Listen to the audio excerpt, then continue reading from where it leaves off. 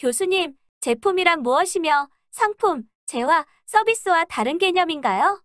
네, 이번 시간에는 제품이란 무엇이며 어떤 속성을 가지고 있는지, 어떤 종류가 있는지를 설명하겠습니다. 먼저 제품이란 무엇이지를 설명하겠습니다. 제품은 인간의 욕구를 충족시켜주는 생산품을 말합니다. 제품에는 유형의 재화와 무형의 서비스, 아이디어가 존재합니다. 재화는 기계, 건물 등과 같이 형태가 있는 생산품을 말하며 서비스는 교육, 음악 등과 같이 형태가 없는 생산품을 말합니다. 아이디어는 생산되기 직전에 무형의 가치를 말합니다. 그리고 제품과 유사한 용어로 상품과 제공물이 있습니다. 상품은 생산자가 생산한 것을 판매하기 위하여 시장에 공급한 것을 말합니다. 그리고 미국 마케팅협회에서는 제공물이라는 용어를 사용하고 있습니다. 제공물이란 고객의 욕구를 충족시키기 위하여 시장에서 제공하는 재화, 서비스, 정보, 아이디어, 경험 등을 총칭하는 개념입니다. 따라서 상황에 따라 제품, 상품, 제공물이란 용어를 적절하게 사용하는 것이 바람직하겠지만 선생님은 혼란을 방지하고자 제품이라는 용어를 사용하고자 합니다.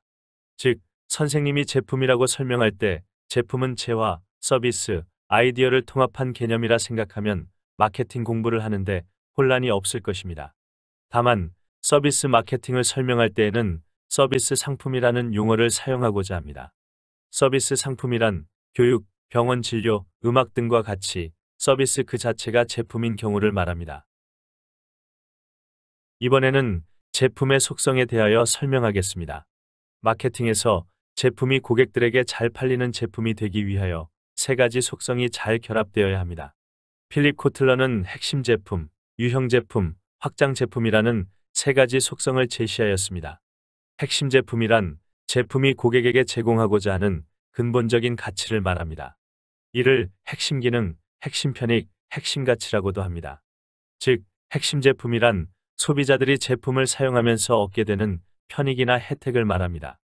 예컨대 생수는 갈증을 해소하는 음료, 포카리 스웨터는 갈증을 해소하면서 몸에 빠르게 흡수되는 음료라는 것이 핵심 제품이 됩니다. 유형 제품이란 브랜드, 디자인, 품질 수준, 패키징, 라벨링 등을 지칭합니다. 이들 요소들이 잘 결합되면 핵심 기능을 잘 전달하고 사용하기 편리한 제품이 됩니다. 유형 제품을 형식 제품, 실제 제품이라고도 표현합니다. 확장 제품이란 배달, 설치, 품질 보증, AS, 반품 처리 등 제품의 추가적인 편익을 제공하는 기능을 말합니다. 확장 제품을 부가 서비스, 보강 제품이라고도 합니다. 이번에는 제품의 세 가지 속성을 사례를 통하여 설명하겠습니다.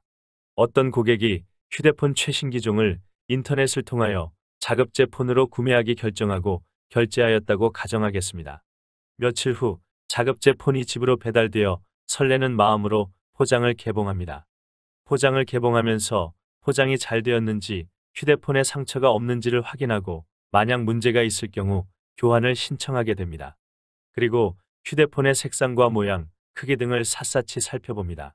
아무런 문제가 없으면 크게 만족하면서 유심을 넣고 개통하여 음질, 화질, 데이터 속도 등을 점검합니다. 이 모든 과정이 만족스러우면 판매회사 홈페이지에 좋아요, 후기를 올리게 됩니다. 위의 사례에서 휴대폰의 통화 기능과 인터넷 기능은 핵심 제품에 속하며 휴대폰의 색상, 모양, 크기 등은 유형 제품에 속하며 포장이 잘 되었는지, AS가 잘 되는지 등은 확장 제품에 속합니다. 다시 설명하면 핵심 제품, 유형 제품, 확장 제품이 모두 만족스러울 때 좋은 제품이 되고 잘 팔리는 제품이 되므로 이를 제품의 세 가지 속성이라고 합니다. 교수님, 제품의 세 가지 속성을 사례를 들어 설명해 주시니까 선명하게 이해됩니다. 그렇지요. 일상생활에서 아무런 생각 없이 사용하는 제품에는 이렇게 세 가지 속성이 결합되어 있다는 것을 알아야 합니다. 이번에는 제품의 종류를 설명하겠습니다.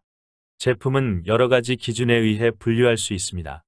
물리적인 형태가 있느냐에 따라 재화, 서비스, 아이디어로 구분하고 사용기간에 따라 내구재와 비내구재로 구분하며 사용 목적에 따라 소비재와 산업재로 구분하며 구매 행태에 따라 소비재는 편의품, 선매품, 전문품, 미탐색품으로 산업재는 원자재와 부품, 자본재, 소모성 제품과 서비스로 구분합니다. 마케팅에서는 주로 소비재와 산업재를 설명하므로 소비재와 산업재에 대하여 자세히 설명하겠습니다. 먼저 소비재에 대한 설명입니다. 소비재는 소비자들이 욕구를 충족하기 위하여 구매하는 제품입니다. 소비재는 소비자들의 구매 행태, 즉 쇼핑 습관에 따라 편의품, 선매품, 전문품, 미탐색품으로 구분할 수 있습니다.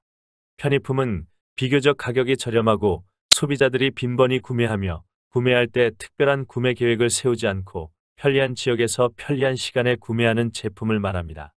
음료수, 우산, 아이스크림 등 주로 편의점이나 대형 할인점에서 저가로 구매할 수 있는 제품들이 편의품에 속하며 대개 대량 생산합니다.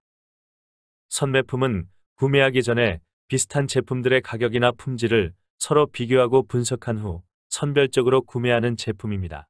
냉장고, TV, 휴대폰 등이 여기에 해당됩니다. 고가품이며 소비자들은 구매 계획을 세워 구매하게 됩니다. 구매 장소는 백화점, 전문 판매점 등과 같이 선별된 소수의 유통점이 됩니다.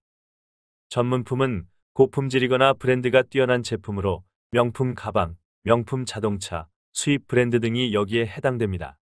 전문품은 나름대로 차별적 이미지가 있어 구매할 때 복잡한 탐색 행위를 하지 않지만 나름대로 경쟁 제품들을 비교 검토하여 구매합니다.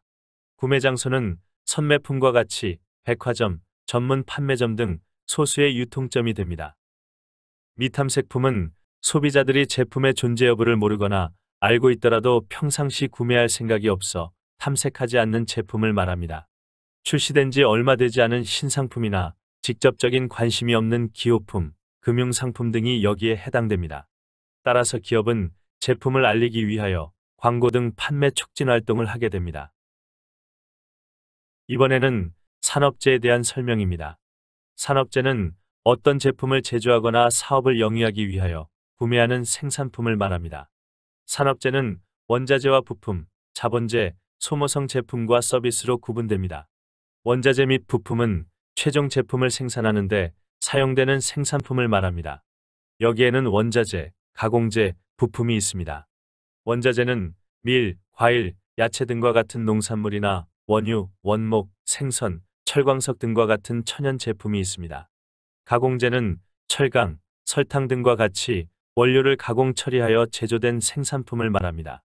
부품은 타이어, 소형 모터 등과 같이 그 자체로는 사용 가치가 없지만 다른 제품의 중요한 부분이 되는 생산품을 말합니다. 그리고 자본재는 어떤 제품을 제조할 때 사용되는 장비나 중장비 등을 말하며 설비와 부속 장비로 구분합니다. 설비는 공장, 사무실 등과 같은 건물이나 발전기, 대형 컴퓨터, 엘리베이터 등과 같은 고정 설비를 말하며 부속 장비는 이동용 생산 장비 또는 생산도구, 사무용 설비를 말합니다. 마지막으로 소모성 제품과 서비스는 편의품 성격이 있는 산업용품을 말합니다. 회사 운영에 필요한 업무용 소모용품이나 수선 유지용 소모용품, 그리고 법률, 세무와 같은 비즈니스 서비스가 여기에 속합니다. 교수님, 오늘 제품의 정의, 속성, 종류에 대하여 명확히 공부하였습니다. 감사합니다. 네, 다음 시간에는 제품 믹스에 대하여 설명하겠습니다. 중요한 개념이므로 한 명도 빠짐없이 출석하여 주세요. 자세한 내용은 4차 산업혁명 시대의 마케팅 공부를 참고하세요. 마케팅 공부에 도움이 되었다면 좋아요, 가입, 구독, 알림 버튼을 꼭 눌러주세요.